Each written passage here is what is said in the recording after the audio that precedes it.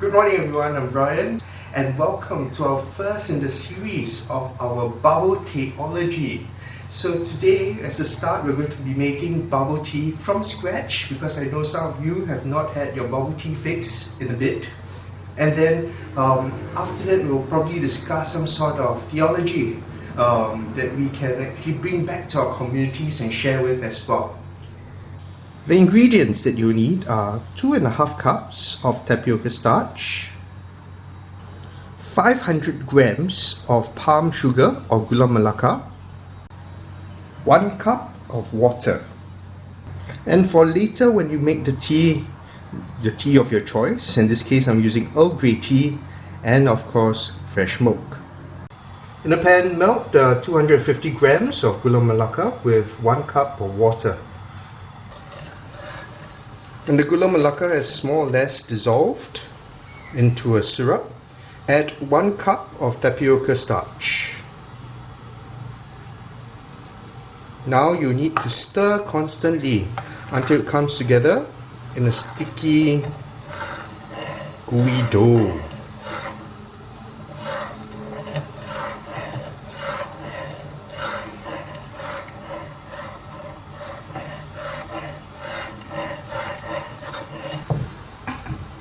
When it reaches this stage, add the remaining 1.5 cups of tapioca starch. Turn off the heat and continue stirring until it comes together.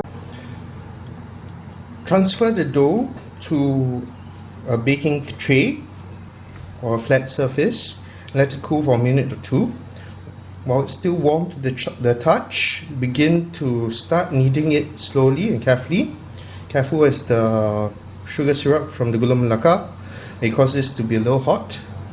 So let it cool for a minute or two before begin handling it. And start kneading it together, just using your hands to form the workable dough for our tapioca pearls. Keep kneading until the dough reaches this consistency. When the dough is of this consistency, it means it's ready. It should look like this. It's not that sticky anymore. So begin to start shaping the dough into tiny little balls to make the pearls. You'd want to coat the tapioca balls slightly with the tapioca starch, and then after that put all of these into a sieve so that you can get away all the excess powder.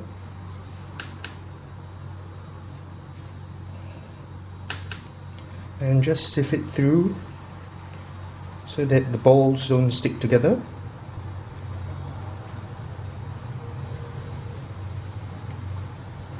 And there you go. Your tapioca pearls are ready. Put a pot of water to boil on your stove. And at the same time, you can start boiling water to make your tea.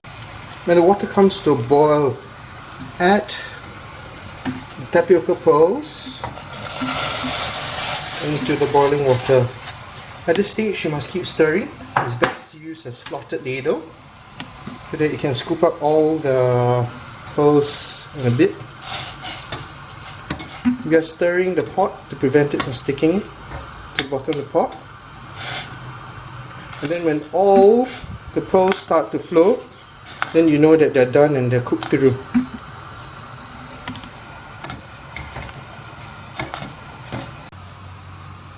Start brewing your tea. I've used 3 bags of the tea. Prepare another batch of 250 grams of gula melaka and then 1 cup of water to make a gula melaka syrup that we'll have to recook the tapioca pearls in again. After the gula melaka is melted, add the pearls, and then now you start to simmer this in the liquid until it starts to reduce. And once the liquid has reduced, meaning it's not so watery anymore, then the pearls are done. You can take them out and you can prepare your milk bubble tea. To prepare your amazing drink, I'm just going to take 1 ladlesful of this amazing bubble tea the pearls. Put them into a vessel of choice. Only one ladle full is not enough. I'll go and put 2. Place it nicely at the bottom of the cup.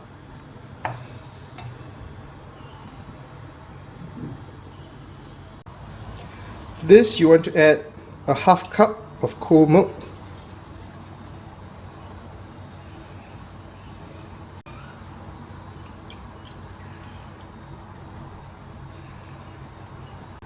And then to this add a half cup of the tea that you just brewed.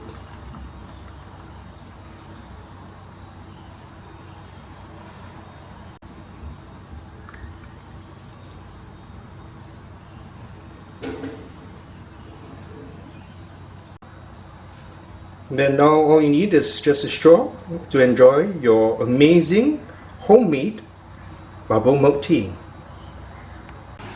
So I hope everyone had fun enjoying yourself baking and making bubble tea today. So why bubble tea?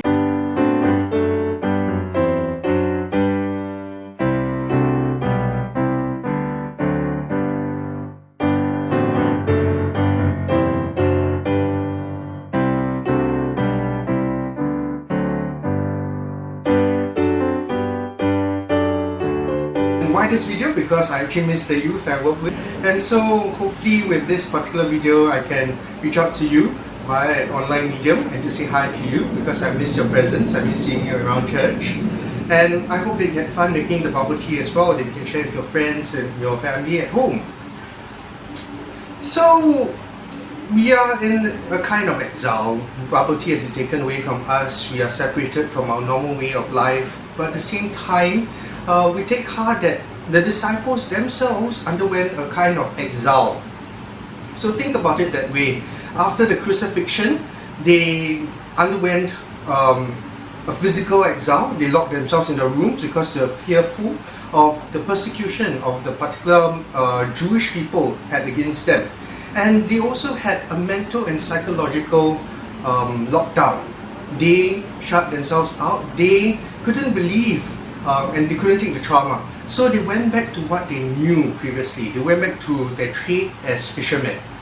So this particular exile has a teaching point. If you look at the Jewish people, they too went through the deportation of the Jewish people under the Babylonians, right? In the 6th century before Christ. And so after King Solomon, the kingdom was in disarray. All his sons started to fight for the kingdom, and so the kingdom got divided into the northern kingdom and the southern kingdom.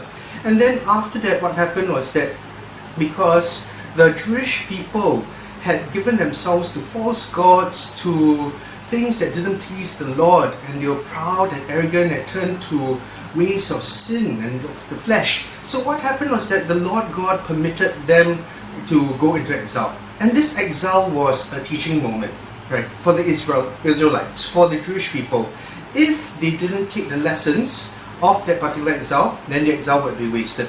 But what they needed to do during that time of exile was to come back to the Lord with their whole hearts, with whole minds, with their whole strength, with their whole souls, with their whole beings, with humility, with tenderness for the Lord, so that the Lord could renew His covenant again with the Jewish people. So in this current present moment, we're having the circuit breaker. It's a time of testing our obedience. It's time of submitting in humility. It's a time of waiting also. But it's a great and amazing time of faith. So if you think of God, God made time and He transcends all physics, space and time. Right? And we are now called to live the faith of the disciples, early Christians, who too were persecuted, who too were living in their homes, who too were under lockdown, who too were in catacombs as well. And so this is an amazing time, because in this time we are called to build the community within our homes. We are called to bring the faith, the church, into the domestic arena. And also, if you think about it this way, if you think of our desert fathers and our desert mothers, they made a choice to joyfully go into the desert besides Egypt, besides Syria, besides Palestine, in order to gain a new insight about their faith, about the way the world was created and how the world was moving along. And so, paradoxically, what happened was because they separated themselves from the world, they chose to be living a monastic life, then the Lord gifted them with new insight, and people started flocking to them for advice on how to live life, because they had discovered something new about the faith, they had discovered something new about how to live their life as Christians, right? And eyewitness accounts actually say that in 50 years, the populations in the desert, because people were so inspired by these desert fathers and mothers, that the population there equated, or was equivalent or even greater than that of the populations in the cities as well. So the Lord was doing something amazing in that time of exile, right? And so we're called to live the faith of the centurion that says, oh Lord, you don't need to be there. You don't need to be there, but you just have to say the word, and my soul will be healed. My soul will be saved. And so like the first apostles in the Acts of the Apostles, we are called to live an amazing faith journey right now in this particular time, this extraordinary time that's been gifted to us by the Lord and this circuit breaker. So I hope that you enjoyed making the bubble tea. I hope you enjoyed talking to your friends about it and even sharing what has happened to your life so far with your family at home. And I hope to see you real soon.